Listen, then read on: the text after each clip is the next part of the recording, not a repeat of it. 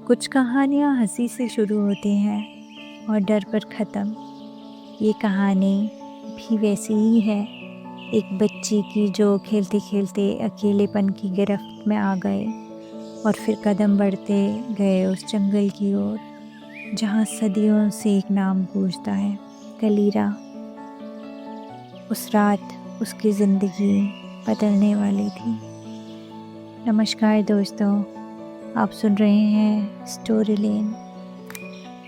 वो मेरी हंसी थी, मेरा खेल थी, मेरी आदत थी वो, जिसके बिना मेरा दिन अधूरा लगता, जैसे सांसों के बिना जिस्म अधूरा हो।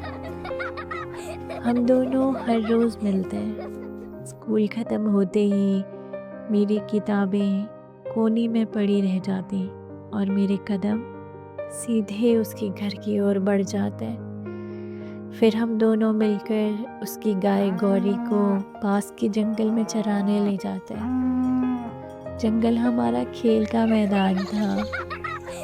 पत्तों से गुड़िया बनाना, मिट्टी से छोटे छोटे बर्तन बनाना, कभी घर घर खेलना, कभी माँ बाप बनना और अपने बनाए बच्चों को हंसाना।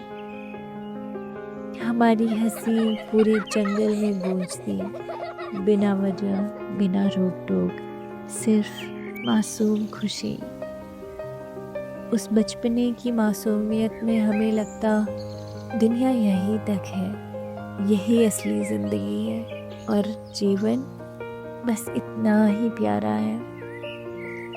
लेकिन जैसे ही घर लौटती, दिल अचानक भारी हो जाता। माँ शहर में इलाज करवा रही थी, पापा नौकरी में थे, भाई पढ़ाई में और मैं नाना नानी के साथ गांव में। प्यार तो बहुत मिलता, पर खालीपन और बड़ा था। हमारा घर गांव से थोड़ा हटकर था, जहाँ ना कोई पड़ोसी था, ना बच्चे। इसलिए हर शाम मैं अपनी सहेली के घर भाग जाती, पर वो जब नहीं होती तो गांव के बच्चों के साथ खेलने जाती, जहां अक्सर मुझे चिढ़ाया जाता, कभी खेल से भी बाहर कर दिया जाता था। धीरे धीरे मेरा अकेलापन गुस्से में बदल गया। मैं घर का सामान फेंक देती, नाना नानी पर भी झुंझला जाती, रात को देर से घर लौटती और संदूक के पीछे छिप जाती थी। नानी मुझे डांटती नहीं थी, बस धूल से लिपटे हुए मेरे कपड़ों को साफ करती, मुझे प्यार करती और गले से लगा लेती थी। लेकिन उस प्यार के बावजूद मेरा मन माँ की गोद ढूंढता रहा। घर से भागना अब मेरी आदत बन चुका था।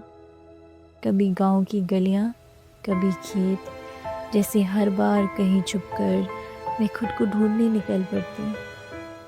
लेकिन एक दिन ये भागना मुझे उस गहरे जंगल तक ले गया जहाँ लोग कहते थे चुड़ैल रहती है।